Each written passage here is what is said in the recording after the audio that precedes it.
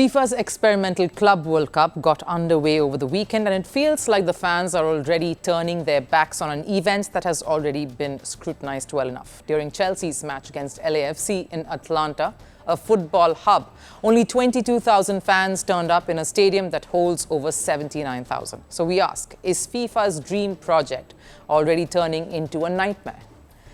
And to think the Club World Cup actually kicked off with a full-blown Messi mania in Miami. While his side couldn't grab the win, the buzz was real. Over 61,000 fans packed the Hard Rock Stadium. From Hollywood A-listers to global football icons, the opener between Inter Miami and Al Ahly became a star-studded affair.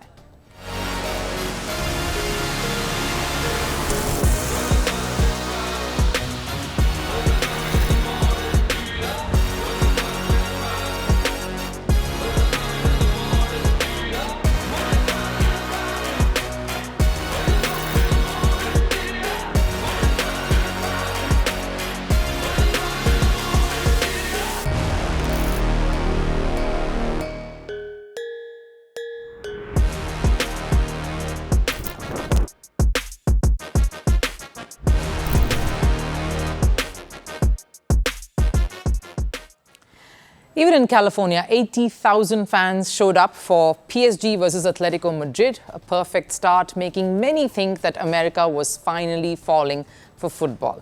But clearly the hype, the buzz all fizzled out, and pretty fast. It took just the third day for reality to kick in. Reasons? They're not buried in postmortems. They were out in the open even before the tournament began. Let's dive into this then.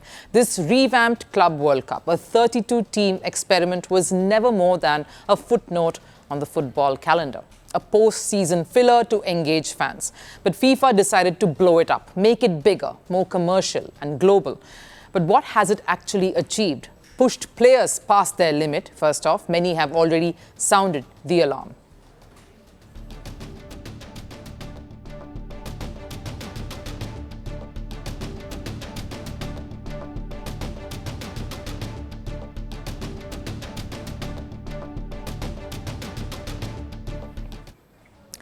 Still, FIFA pushed. They marketed it hard, even gave Lionel Messi's Inter Miami a backdoor entry. A move that ruffled feathers across the MLS, but hey, FIFA being FIFA, they wanted a spectacle. Once the ball starts rolling, the world will realize what's happening. It's something special. Well, Gianni, the ball definitely rolled, and what fans saw didn't exactly scream special. FIFA now faces possible legal trouble with the Players' Union. Because let's be honest, if the players themselves don't want to be here, why would the fans? Because it isn't the packed calendar that's hurting the players. Quality has taken a bit of a nosedive too.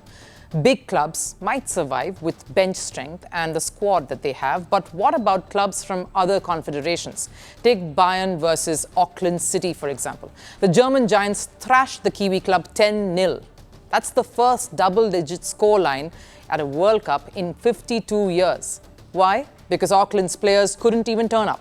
Some skipped the match because they had to report to their day jobs. Yes, you heard that right, a World Cup that has part-time footballers.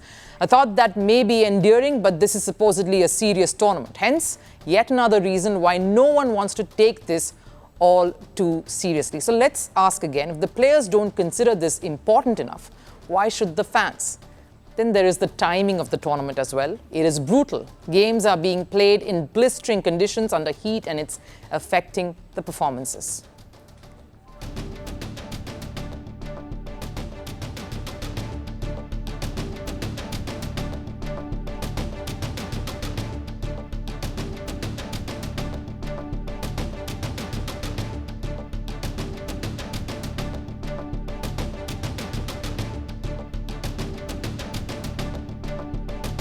If these athletes conditioned to perform in any weather, under any circumstances, are struggling, you think fans want to come in huge numbers and sit through that at 3 p.m.?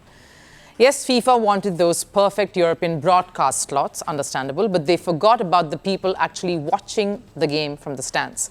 And here's the big warning. The 2026 Men's World Cup is set for the same time of the year. Conditions on offer would be similar. Teams like England are already training in heated tents, but maybe it's time for fans to join the training camps too. Because otherwise, this American dream is going to look a lot like Arsenal men's team's Champions League trophy cabinet, full of hope, stacked with expectations, but when it comes to actual silverware, an empty echo. The Club World Cup isn't just turning the fans away for this tournament, but is also indicating the kind of FIFA World Cup we can expect next year. Maybe Infantino wanted to produce 2 back-to-back spectacles, a grand show, but the signs say that it may not even produce half of one.